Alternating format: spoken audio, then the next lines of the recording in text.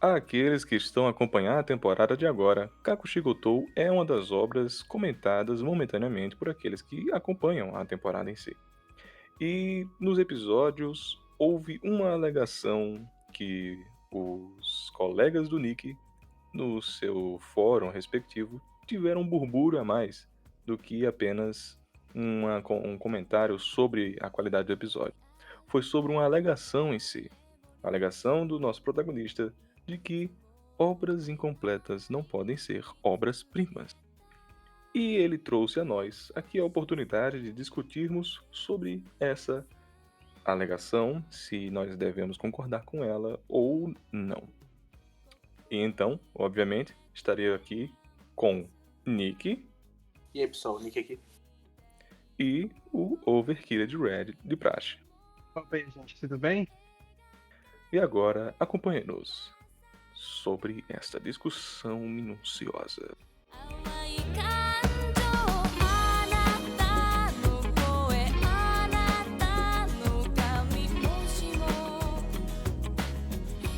Sobre isso, eu até gostaria de introduzir aqui que bate um pouco na tecla que nós fizemos no cast dedicado de Moomin. Lá, nós comentamos sobre o dever de uma obra educadora. Nós comentamos sobre um dever de alguém que está em formação para com o que ela consome. E João Maria Mendes, um escritor de críticas de cinema, aulas de cinema, é um professor basicamente. Ele comenta que a nós, quando estamos em um período de formação, bem antes, assim, precedentor mesmo, nós somos induzidos a aprender por monocromias, por situações que não possuem dualidade, porque de fácil identificação será para o conhecimento lógico, em que um formato circular encaixará um cilindro, e de que um formato triangular encaixará um prisma, sabe? Esses segmentos que são digitais, 0 e 1, 1, 0, 0, 1. E progressivamente nós somos introduzidos para o mundo policromático, que teríamos várias e várias camadas sobre aquilo. Esse é um problema que até dá a uma herança genética, mas poderia comentar isso posteriormente, sobre nós termos a vontade de ver e viver finalidades. E sobre a relação que nós tínhamos comentado anteriormente, lá nós tínhamos sempre um questionamento, não necessariamente uma dualidade, pois essa dualidade seria percebida por pessoas futuras, não as que estão em formação. E sobre isso, também é interessante ver que faz bastante sentido nós pegarmos um jogo, quando nós estamos em período de formação também, nos outros 7 anos, 8 anos, acho que todos aqui se enquadram com um Super Nintendo, um PlayStation, algo do tipo. Quando você não finalizava uma fase, quando você não terminava um mundo, você ficava perplexo. Você tem que terminar, você tem que finalizar, porque é um desejo intrínseco de você completar aquela atividade. Mesmo que você tenha gostado o período inteiro que você passou pela fase, a reta final é necessária para que você não se deixe insatisfeito, né? Sim. Inclusive, eu tenho um exemplo muito bom que eu terminei Ghosts and Goblins. E pra quem não sabe, quando você termina o jogo pela primeira vez, ele dá um reboot e você tem que zerar duas vezes o jogo. E, tipo, eu não consegui me sentir saciado quando eu terminei, porque eu senti que tava incompleto ainda.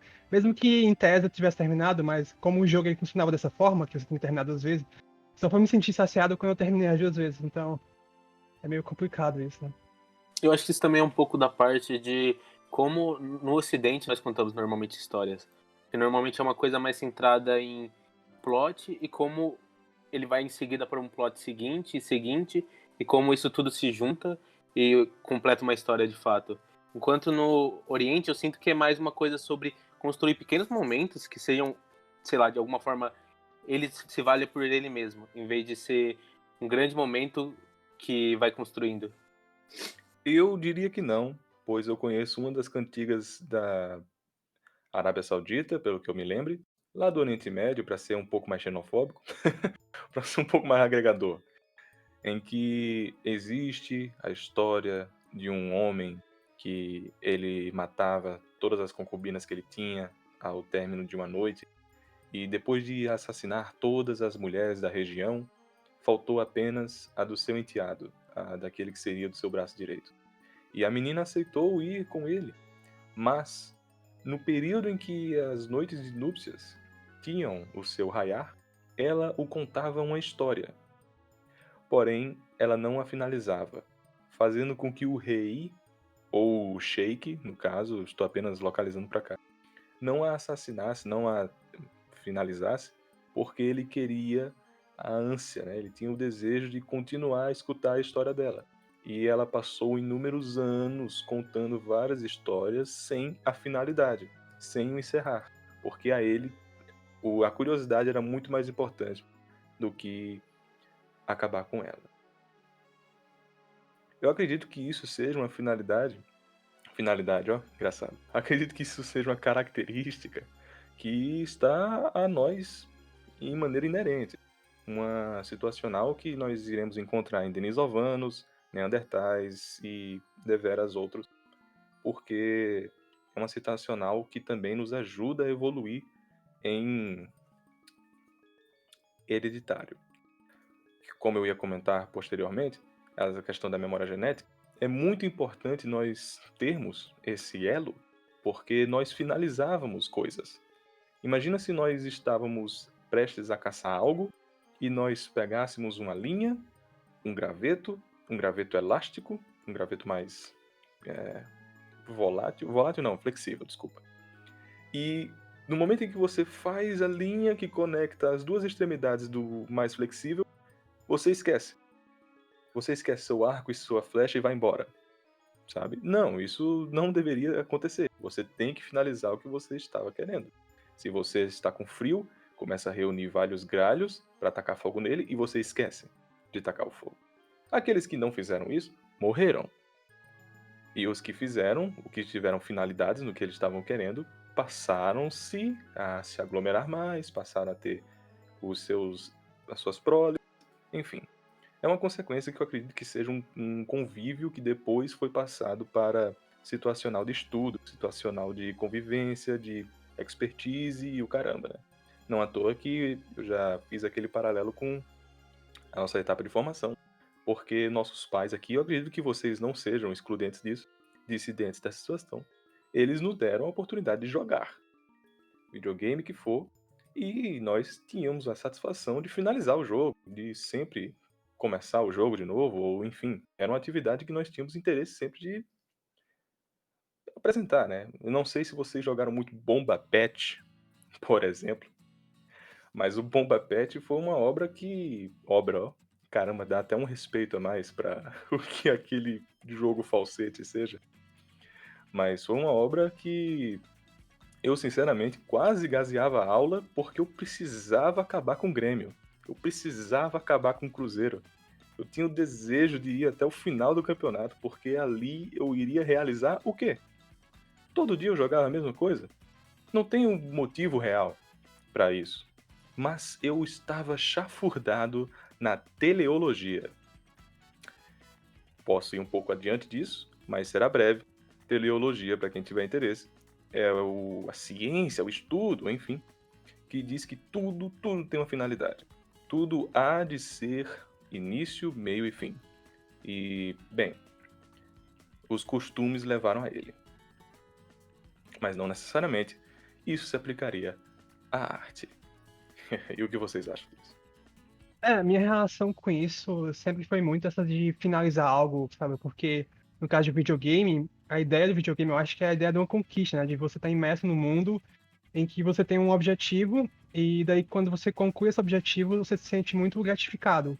É como basicamente se você estivesse numa escola, né? Tipo, numa faculdade e você terminasse a faculdade, sabe? Uhum. Então, aquilo dá uma sensação de preenchimento, de conquista, que, enfim, acho que é a ideia que a gente persegue na vida em si, né? E o videogame é só uma forma de você condensar isso de uma forma mais prática, né? E mais, sei lá, jogável, né? Tipo, mais divertida, mais lúdica. E eu acredito que, como eu comentei, né, sobre a ação e reação da evolução, aqueles que tinham a finalização, o retorno ser prazeroso é ótimo, sabe? É uma dádiva que se deu ao decorrer do tempo. Porque se você finaliza uma coisa e tem a gratificância, é gratificado, você tem o relief, é bom, quer dizer que você tem que continuar com aquilo. Né? Então, isso deve ter sido uma situação retroalimentar também. De nós sempre termos essa vontade de finalizar as coisas porque é prazeroso.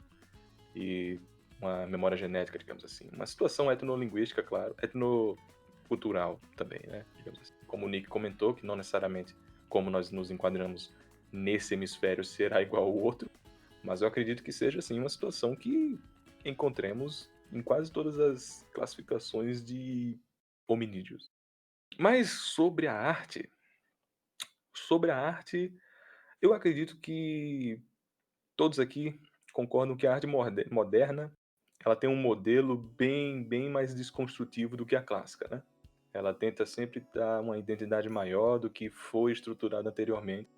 Então, vários dos preceitos, eles são modificados ou eles são usufruídos, usurpados pela nova arte, digamos assim, né, contemporânea, moderna. E uma delas, sinceramente, seria o fator de a obra não ter se finalizado devidamente. Não necessariamente o Nick estava comentando com os colegas dele sobre obras que não finalizaram com um final fechado. Talvez tenha sido, mas eu não tenho a certeza aqui. Talvez ele esteja comentando, sei lá, One Piece. One Piece, ele não finalizou ainda porque ele está em lançamento. É, mais pra isso. Ah, certo. Porque existem as obras de finais abertos, né? Que essas aí existem em abundância na arte moderna. Então, mas acredito que seja uma relação interessante, porque elas não deixam de ser semelhantes. A diferença é que uma obra que ela foi finalizada, ela objetivamente teve um encerrar. E que aquele encerrar pode ser o seu início, pode ser o que for. Mas não necessariamente terá uma sequência. Por exemplo, One Piece pode ser cancelado hoje. Ele pode ser cancelado hoje. Isso seria um problema, porque a obra não concatenou para que ele fosse encerrado daquele jeito. Agora, uma obra que tem um final aberto, ela foi concatenada para aquele jeito, sabe? É, elas falam meio que sobre o mesmo sentimento, né? Do público se sentir incompleto com a experiência que ele teve. Sim. Como se ele tivesse parado no meio e ele perdeu todo aquele tempo que ele gastou investindo tanto emocionalmente quanto de tempo em determinada obra. É um sentimento extremamente válido. Aliás, todos nós, fãs de Vagabond, choramos todas as vezes em que nós lembramos que a obra existe, por nós não termos a sequência declarada da adaptação. Claro que nós sabemos, podemos saber o resultado, porque existe o material original e outras adaptações, mas mesmo aquela, não nos saímos satisfeitos, porque nós queríamos ver aquela, mesmo nós sabendo o final, mesmo nós tendo diretrizes, sabendo como será o encerrar, nós queremos mais daquele específico modelo narrado. Também tem esse detalhe que eu gostaria de dizer. Não necessariamente apenas nós sabemos o resultado da história, mas também o desenvolvimento, o degringolar, a visão do autor, como seria por ele, sabe?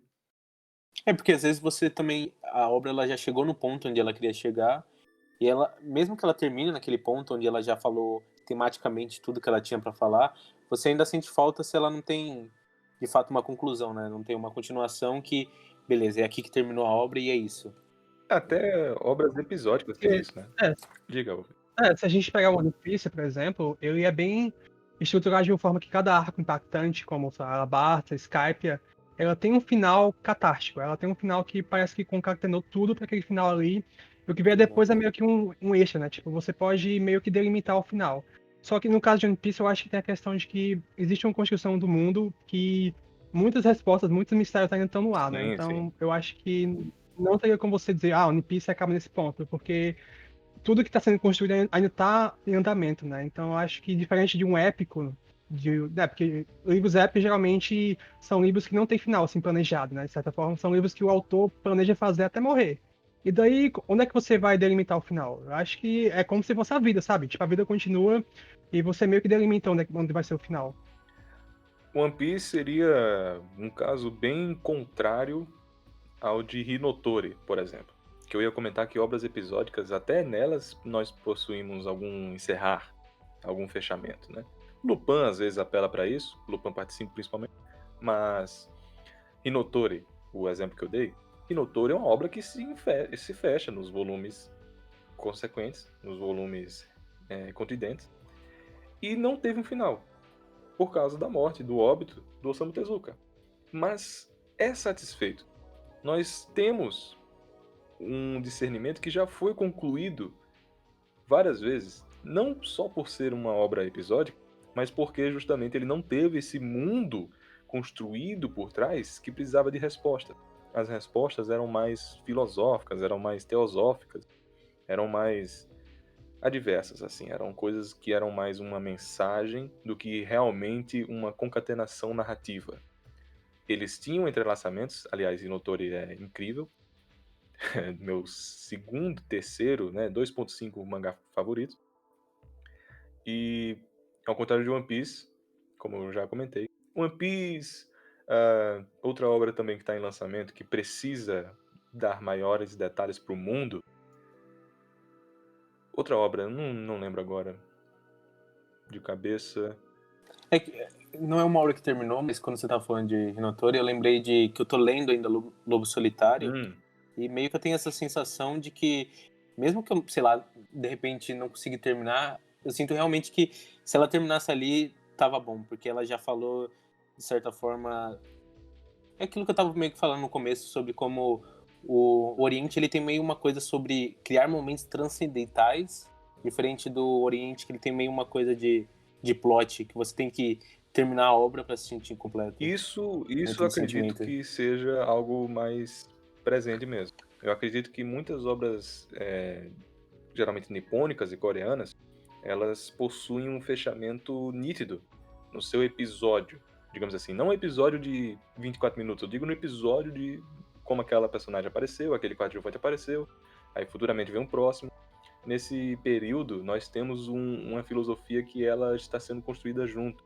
Não necessariamente seria um mundo concatenado, narrado, como acontece em obras europeias, por exemplo.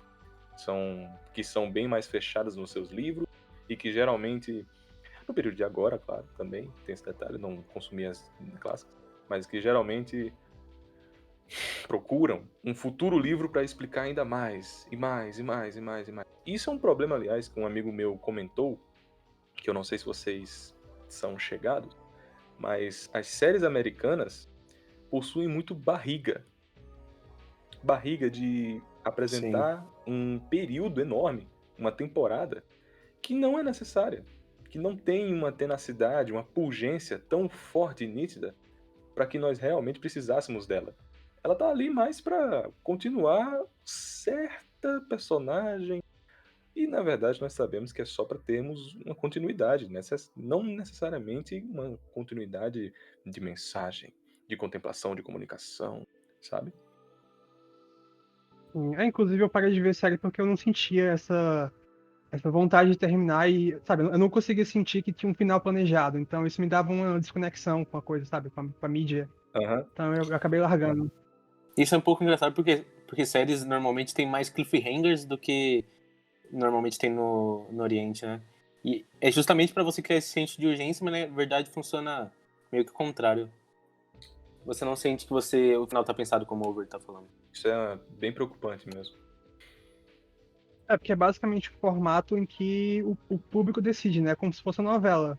Se aquilo fazer sucesso, se tal plot point fazer sucesso, tal personagem fazer sucesso, aquilo vai abrir uma brecha para que aquilo tenha mais espaço, né? E não é algo planejado aquilo. Então, meio que tudo vai se fazendo, né, no ar, né? Tipo, as coisas vão se tornando sólidas com o passar do tempo, né? Com o passar do que faz sucesso, com que eles vão avaliando, basicamente. Uma tentativa e erro, e enfim. E vai se tornando um série que vai tendo cada vez mais temporada, mas vai contando cada vez menos, né? Vai Sim. focando cada vez menos no que importava realmente de Sim, fato. sim. Isso fez com que a mídia se tornasse para mim uma mídia muito enlatada, muito sem Efêmera. pretensão de ter algo grande. Basicamente, sem ter algo autoral também, né? Porque muda bastante o showrunner, né? Tipo, o produtor. E quando muda o produtor, muda basicamente a temática, muda o que estava sendo construído, e basicamente. Então Exato, porque não tem que você esse sente, senso de união, né? Aham. que você sente muito que vai tipo de um plot e ele já emenda com outro e ele não terminou, não construiu um plot completo, né? Ele não se sente que ele fechou um plot, ele sente que ele tá sempre abrindo um novo e meio que você percebe que as coisas não estão sendo pensadas em forma coesa como uma peça única de arte.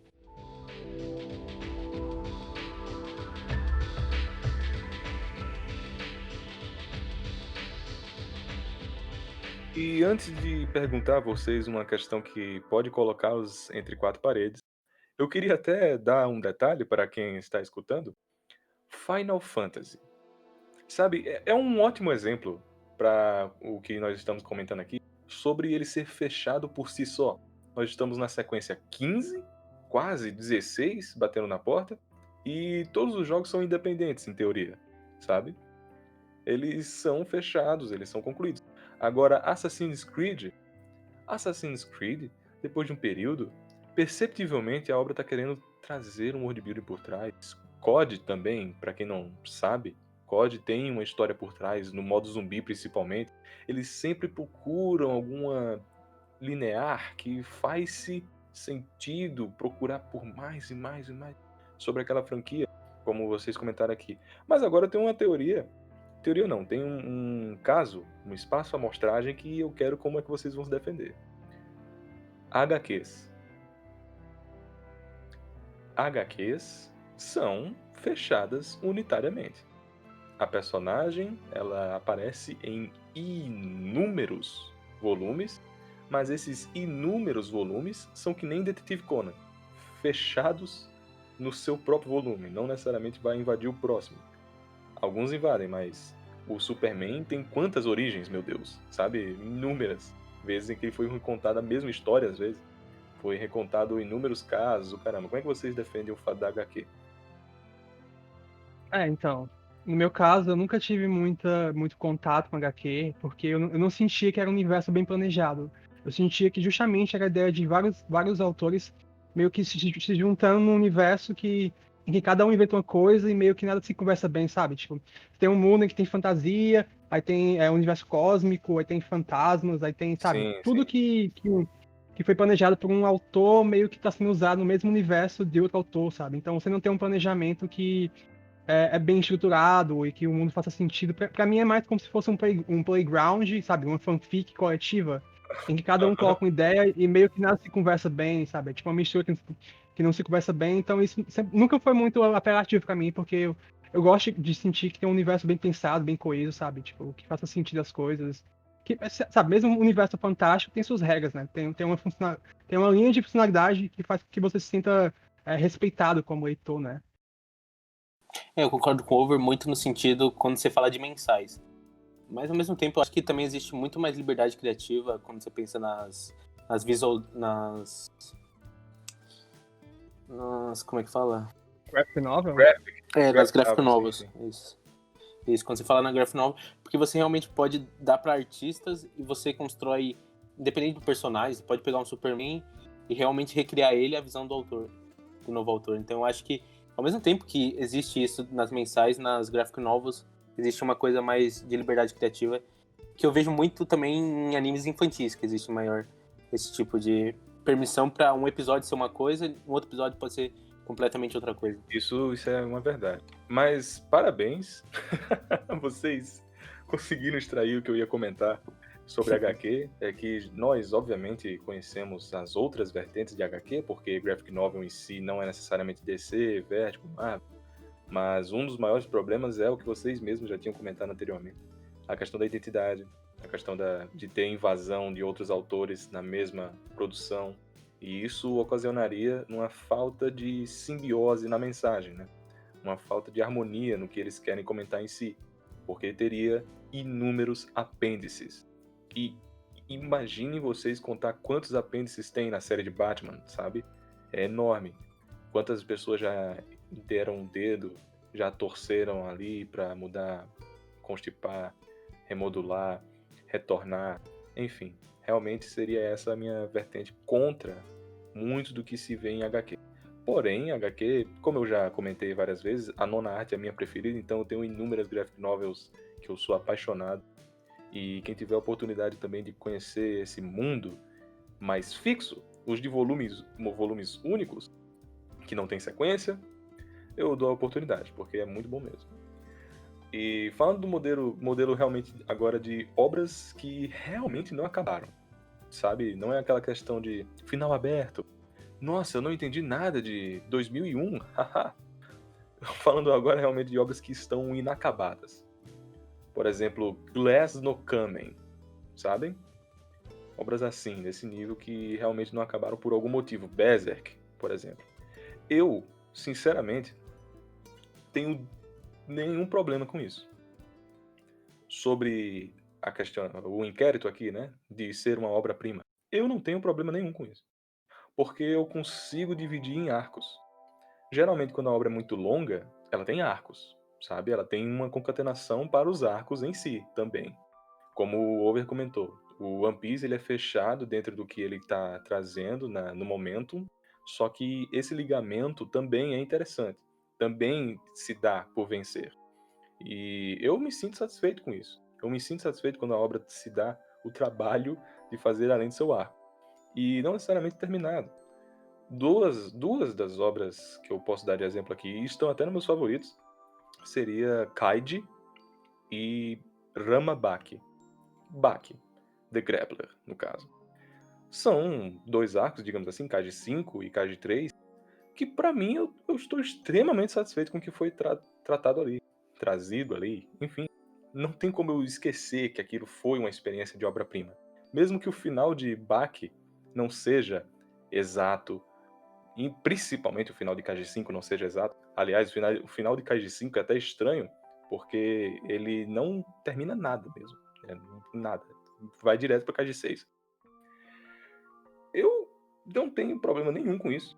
Aliás, acho até um pouco irresponsável comentar que uma obra-prima não pode ser incompleta, porque, como dizia Tolkien, agora eu vou apelar, hein? Duvido vocês replicarem isso aqui. Como já diria Tolkien, Já sei o já que é. sabe, né? Histórias, elas devem ser escritas, porque senão não haveriam histórias. Mas as melhores histórias são aquelas que não são escritas, e são as que mais me cativam. Amigo, é exatamente isso. O fator de ser incompleto não é necessário, porque a experiência que há de acontecer contigo é muito mais importante. O fator de você estar ali destrinchando o que ocasionalmente seria o porquê das personagens estarem ali também cabe muito no final aberto, né? Se colocarmos aqui em tese Evangelion, teríamos dois finais e as pessoas ainda assim dizem que é um final aberto, mas o que não está escrito, o que não está explícito ali na tela é muito, muito mais rico. A maneira como você irá ali criticar, desenvolver, reexplicar, reduciar, invente qualquer for o adjetivo, o verbo que você deseja, é de extrema, extrema qualidade, quiçá até melhor do que a própria obra em si. Eu posso dizer aqui que me aventurar pelos porquês de Belladonna existir foi mais interessante do que assistir Belladonna em si, por exemplo, no meu caso. Eu acho que um exemplo bem clássico que a gente pode dar é o de Hunter x Hunter, que teve um final, assim, entre aspas, que basicamente ele fez com que o mundo se expandisse, sabe? Ao mesmo tempo que você mostrava que acabou a história do Gon, mas, sabe? Tipo, você mostra que a jornada do Gon acabou, mas o mundo se expande, né, sabe? Tipo, o mundo ainda é imenso. Eu acho que pra mim isso é um final, sabe? Tipo, mesmo que o Togashi morra, ou ele pare de desenhar eventualmente, eu acho que aquele final que ele estabeleceu ali, ele é muito mais impactante do que qualquer final que ele faça depois, sabe? Tipo, pra mim já concluiu o que eu queria ver em Hunter x Hunter. Eu sustento a sua opinião, mas eu não concordo porque justamente depois de ele ter finalizado, entre aspas, veio o melhor arco pra mim. Sim, mas você pode falar que é um spin-off de Hunter x Hunter, você pode falar. Pode-se dizer. Se nós colocarmos que o Gon é o protagonista, é um spin-off sim de Hunter x Hunter. Ele está apenas usurpando o world building que ele fez anteriormente para construir uma nova obra. mas mesmo assim ela está em auxílio ao que foi dado anteriormente, né. Mas eu concordo, quer dizer, eu apoio, eu sustento a sua opinião. Nick? Eu tava recentemente vendo Tokyo Story, revendo. Meio que isso Ó, me lembrou agora, porque no fim. ó, É, caramba, hein. um dos meus filmes favoritos. Respeito, respeito. Meus filmes favoritos. Aí, no final, meio que termina com. Sem um direcionamento do pai da família lá. Que ele meio que perde tudo e termina somente ele olhando pro nada. E é meio como se você tivesse uma continuação disso, era só o que acontece com ele depois. A história já tá contada, então meio que eu penso nisso, tipo Hunter x Hunter, o que aconteceria depois? Você só teria um final com o que aconteceria com o protagonista. Então eu acho que a obra ela se vale meio porque pelo que ela foi dita, não pelo plot de fato. A continuação meio que só seria o que acontece com esse personagem. E muitas vezes, agora que coube a oportunidade, muitas vezes também certas obras finalizam com epílogos, sabem? Epílogos são bem delicados, aliás, são poucas obras que sabem usar um epílogo bem, mas pra mim um exemplo clássico de epílogo é o epílogo de Fullmetal, em que está todo mundo crescido, todo mundo bem, todo mundo samaritano, sabe? A história em si já encerrou. Agora nós estamos com um pós-fácil. Era necessário? Era realmente necessário nós termos o pós-fácil? Esse epílogo? Eu vou dizer que no meu caso eu não gosto porque, sabe, é algo meio vazio, sabe? Tipo, é como Sim, sim. se fosse a autora falando, aconteceu isso aqui depois, mas tipo, não é importante para o que foi construído você saber o que aconteceu depois, o protagonista tá adulto, se ele casou com alguém. Eu acho que isso é meio que irrelevante. Fanservice, até pra dizer. Você tá, tipo, catalogando informações pra, sei lá, uma página pra fã. Eu não Aham. preciso saber disso, porque sua história já foi contada. É meio que só uma página pra Wiki Às Full vezes, Metal. sim, e às vezes você tá mostrando uma parte da história que não deve ser mostrada também, né? Tipo, é muito mais interessante você imaginar o que aconteceu depois do que você realmente mostrar como foi a vida do personagem depois, sabe? É exato, tipo, Talk Story, o pai ele perdeu tudo, e o interessante no final é você pensar como é que ele vai viver sozinho a partir dali. E como que uma hora ele vai morrer sozinho, que é meio que a obra tá falando como um todo. Então, eu não preciso ver, você vai estragar minha experiência se você, de fato, continuar depois daquilo. Realmente pra mim é bem delicado, já comentei aqui, é bem delicado trabalhar com epílogo. São poucos que sabem dar acréscimo ao que foi comentado, por justamente poder recair, chafurdar nesse fanservice, de comentar quem está ali, quem está aqui, o que essa personagem está fazendo ali, ali, aqui. É bem, bem delicado. Eu acredito que são poucas as obras até que usufruem dessa fruta e são boas, que realmente, assim, trazem um elemento acrescimal, se me permite o neologismo, mesmo não sendo, sei lá, o epílogo de Parasite, que a obra se finalizou no momento e trouxe o epílogo demonstrado pelo filho, que aquele epílogo é fabuloso, maravilhoso. Eu ia dizer também de Monster, mas eu acredito. E de Parasita não é só bom porque, sei lá, ele completa a história, é porque é realmente um momento muito bom, muito construído e pungente na maneira como ele constrói todo aquele Aham. momento e conversa com tudo. Não seria nem tipo um epílogo, porque é realmente a narrativa em si ali, faz parte ainda. Eu digo que é um epílogo porque ele acrescenta, sabe? Eu estava comentando agora sobre esse fator de Ah, acrescentar. sim, sim. Porque também teria como ser um pós-fácil. Pra quem aqui já leu as obras do Taniguchi, não, desculpa. Taniguchi também, mas eu ia dizer do Tatsumi, o Yoshihiro Tatsumi, que é o autor de Gekiga Ryoryu, Adrift in Life. Pushman, Adrift in Life, Goodbye, tudo aí, isso aí. Um cara muito importante, leiam. Como ele comenta suas obras de uma maneira cronista, não necessariamente tem impacto, mas ele tem impacto em seus prefácios e pós-fácios. É uma identidade quase única dele. E sobre isso também é bem estranho na alegação de uma obra ser incompleta, porque a obra foi completada por exteriores. Entende o que eu digo? O pós-fácil e o prefácio concluem o que a obra estava querendo dizer de maneira objetiva, aliás. Não necessariamente uma obra que é subjetivista, ela vai se completar por textos oriundos de outras personagens, de outras pessoas, persona. Eu comento mesmo de algo que o próprio autor fez. A maneira como a obra foi escrita e o pós-fácil dela que ajudou, auxiliou para o crescimento da mesma. Aqui, eu não sei se vocês conhecem o acréscimo de Monster.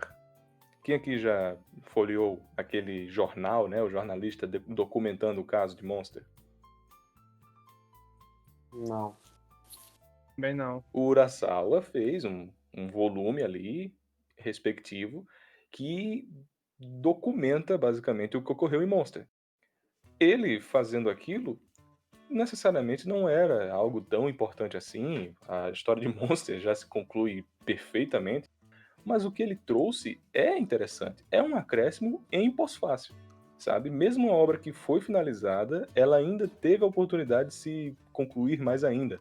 Concluir inconclusivo, essa dicotomia aqui que nós estávamos falando, né? Agora, se nós olharmos para o próprio Urasawa, 20th Century Boys e 21st Century Boys, para mim é totalmente o oposto. Enquanto 20th Century Boys ele fez um final inconclusivo mesmo, 20th Century Boys ele fez um apêndice que conclui a história anterior.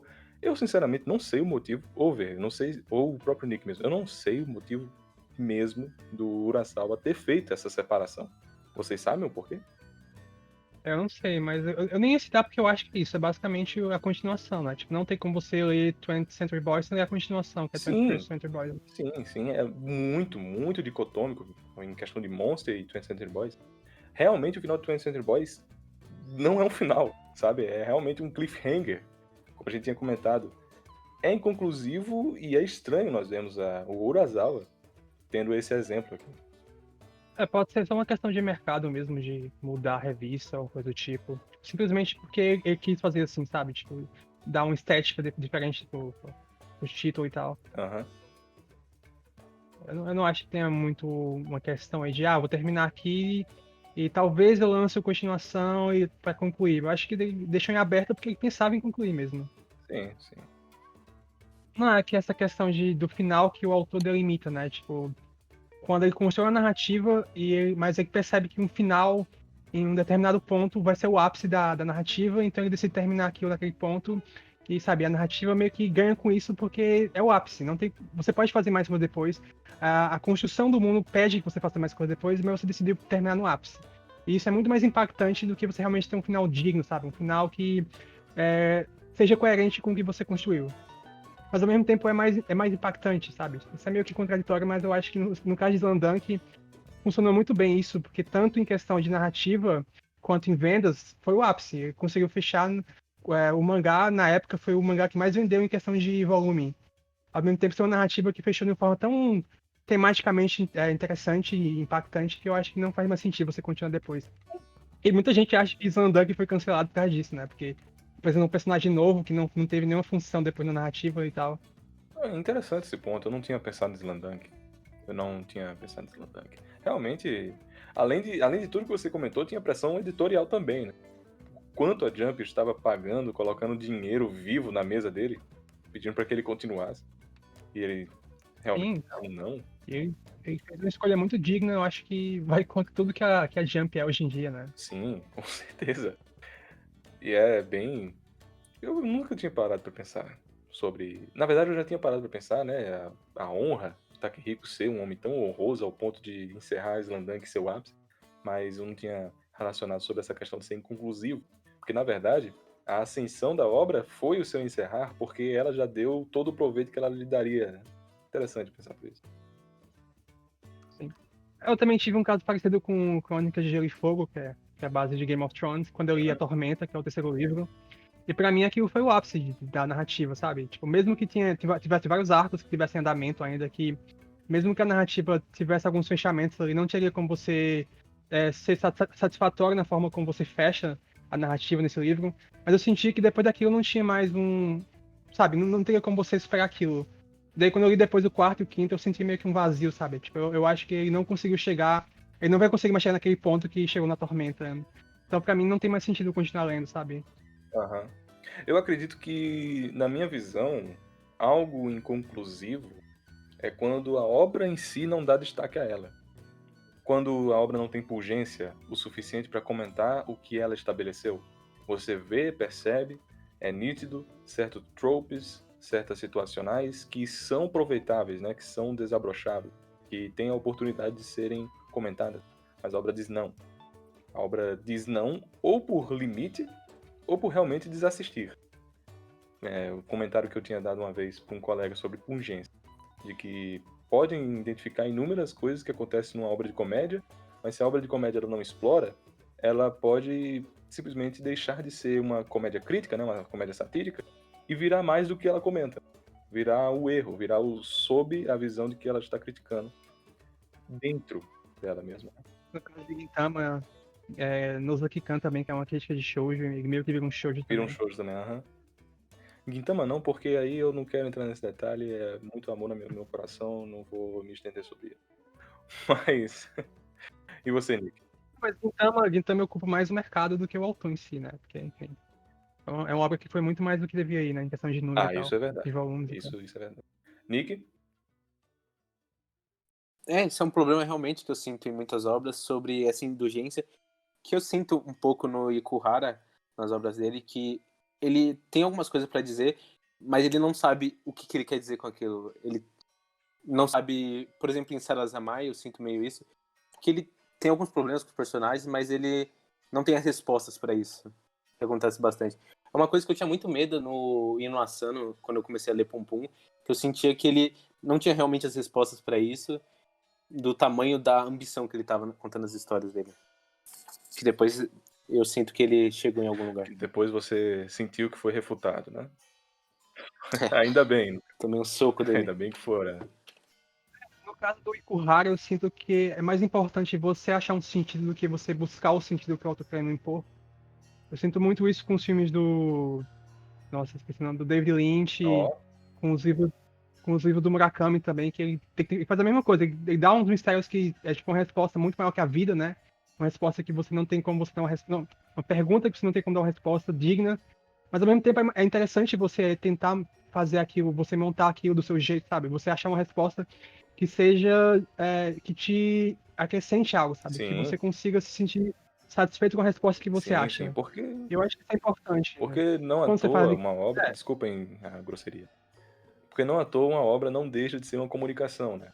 E se nós estamos aqui sendo comunicados de alguma coisa, nós estamos sendo relatados alguma coisa, está sendo dita algo, o que está sendo dito e você entender, você procurar entender, você absorver, colocar em campo, é bem mais interessante do que você simplesmente estar esperando ali por alguma situacional momentânea de primeira camada, pelo menos pra mim. Então. Então, no caso do Ikuhara, eu acho que, por mais que você possa sentir que ele não tem a resposta, se ele dá a pergunta de uma forma interessante, se ele propõe a pergunta de uma forma que ressoe com você e você consiga achar uma resposta própria, eu acho que isso vale. É um exercício válido, sabe? De interpretação, enfim, achar uma temática ali. E você meio que buscar a sua resposta, sabe? Sim, eu acho muito isso dele também. Tipo, algumas obras eu sinto que ele é meio indulgente nesse sentido, porque ele meio que tá se contradizendo e não dando de fato uma pergunta, mas parece uma resposta. O Tena eu gosto muito, porque ele faz meio isso de te entregar na mão uma pergunta e você acha a resposta por si. O Lynch é um dos meus diretores favoritos, muito por isso também. Dele te dar essa pergunta em um nível, ele te abre essa pergunta. Então isso é muito, muito incrível. Eu gosto de obras cronistas também sobre esse detalhe, de serem incompletas, digamos assim. Muitas obras que são slow cinema, muitas obras que são slice of life por parte de filme, eles geralmente não têm uma conclusão, eles na verdade têm um punchline. Eles dão um pulo do gato, que necessariamente seria o porquê de você estar acompanhando aquele período que se enquadraria o filme. O Lave é um gênio nisso, né? E até diria que esses filmes slow cinema, eles possuem uma metalinguagem sobre o que seriam a concluir. Por que que uma obra se encerraria? Um dos finais que eu mais gosto de interpretação de Ergo Proxy, por exemplo, é que o final é um Deus Ex Machina. O título do episódio é um Deus Ex Machina, porque o final não existe. O final é algo ergonômico, é algo humano. E isso